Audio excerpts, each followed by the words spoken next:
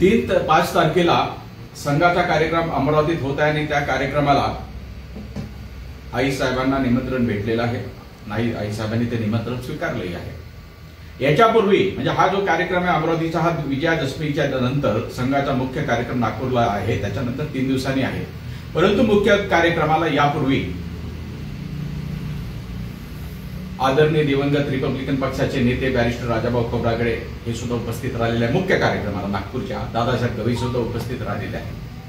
त्यामुळे आई साहेबांनी त्याचं निमंत्रण दिलेलं आहे. आणि तसेही गवई परिवाराचे पक्षविरहित असे संबंध आहेत. त्या काळामध्ये गवई साहेबांचे अटल बिहारी वाजपेयी आणि इंदिरा गांधी यांचे अतिशय जवळचे संबंध होते. विदर्भाचे नेते, महाराष्ट्राचे नेते दिवंगत गंगाधरजी फडणवीस विदर्भाचे असल्यामुळे आणि विधान परिषदेचे सदस्य असल्यामुळे दोघांचे ते एवढे घनिष्ठ संबंध होते की भावाभावाचे संबंध होते. परंतु विचारधारा त्यांची नेहमी वेगळी राहिली. तेव्हा एखाद्याच्या कार्यक्रमाला गेलं की आपली विचारधारा बदले असं मुळीच नाही. एकमेकाच्या कार्यक्रमात गेलं पाहिजे अशा मताचा मी आहे. मी काही गोष्टी सांगू इच्छितो की दादासाहेबांबद्दल बरंचसं काही सोशल मीडियावरती उलट सुलट लिहिलं गेलं की बाबा त्यांचे सगळ्यांचे संबंध असल्यामुळे त्यांना विधान परिषदेचे सदस्य सभापती बरेच पदं मिळाले. मी आज एकच सांगू इच्छितो की गवई साहेबांना इंदिरा गांधींनी त्या काळामध्ये काँग्रेस पक्षामध्ये जर प्रवेश केला तर मुख्यमंत्री पद देऊ अशा प्रकारचं कबूल केलं. मला स्वतः सोनिया गांधींनी 2009 आणि 2014 आणि आता 2019 ची निवडणूक 2009 आणि 14 मध्ये सोनिया गांधींनी आणि 2019 मध्ये मला मल्लिकार्जुन खरगे यांनी ऑफर दिली होती की तुम्ही जर पंजा निशाणीवरती उभे राहिला तर आम्ही तुम्हाला लोकसभेची तिकीट देऊ. गवई परिवार हा सत्ताच्या मागे कधी नाही. सत्ता जर त्यांना पाहिजे असती तर याच्यापेक्षा मोठे मोठे पदं दादासाहेब गवईंना मिळू शकले असते, मलाही मिळू शकले असते. मी स्वतः MBBS पोस्ट ग्रॅज्युएट डर्मॅटॉलॉजी आहे. 28व्या वर्षी मी सोमय्या मेडिकल कॉलेजमध्ये टीचरचं काम करत होतो. आज मी कुठपर्यंत पोहोचलो असतो, परंतु पक्षासाठी, या विचारासाठी आणि मी त्या पदाचा राजीनामा दिला. आणि आजही आमची विचारधारा पक्का आहे. मैत्री राहीलच पण विचारधारा पक्का आहे.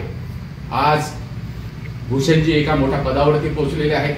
गवई साहेबांचे जे काही विरोधक होते त्यांच्या पोटात दुखतंय आणि त्याच्यामुळे उलट्या सुलट्या ज्या सोशल मीडियावरती जे काही लिहिलं जाते ते गवई साहेबांचे विरोधक मुद्दामून भूषणजी मोठ्या पदावरती गेल्यामुळे त्यांच्या पोटात दुखत असल्यामुळे ते करीत आहेत. तेव्हा ही काही उलट्या सुलट्या होत आहेत पण काही पॉझिटिव्ह रिॲक्शन सुद्धा आहेत.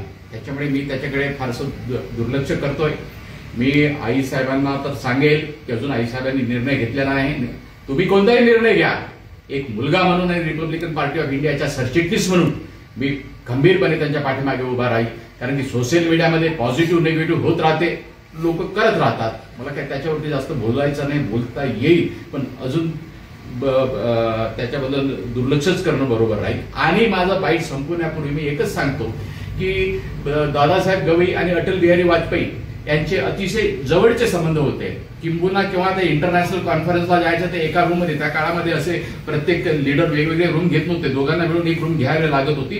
रूम शेअर करत होते. एका बेडवरती अटल बिहारी वाजपेयी, दुसऱ्या बेडवरती दादासाहेब गवई असे संबंध होते. परंतु जेव्हा अटल बिहारी वाजपेयींना पंतप्रधानांचं जेव्हा पंतप्रधान टिकण्यासाठी जे मत लागत होतं गवई साहेबांनी ते पद दिलं नाही. पण त्याही पलीकडे नंतर अटल बिहारी वाजपेयी आले. दीक्षाभूमीला जेव्हा गवई साहेबांनी बोलावलं तेव्हा अटल बिहारी वाजपेयी आले आणि ते अरेतुरे गवई साहेबांना म्हणाले की ते त्यांचे संबंध जसे असल्यामुळे ते अरेतुरे म्हणायचे. ते म्हणाले की गवई तूने मुझे वोट नहीं दिया, मेरा पंतप्रधान पद तब गया था, लेकिन ये दीक्षाभूमी की प्रगति के लिए तुमको जो भी फंड चाहिए वो फंड में देने के लिए कभी पीछे नहीं हटूंगा. अशा प्रकारचे लोक तिथे होते. आज कुठे लोक गेलेले आहेत. व्यक्तिगत संबंध आणि विचारधारा ही वेगळी असते. आमची विचारधारा कायम आहे. सर्व धर्म समभाव, सर्व धर्म जो पक्ष घेईल त्याच्यासोबत आम्ही कालही होतो, आजही आणि उद्याच राहील. पण व्यक्तिगत संबंध आपण कायम ठेवले पाहिजे या मताशी मी बिलकुल पक्का आहे.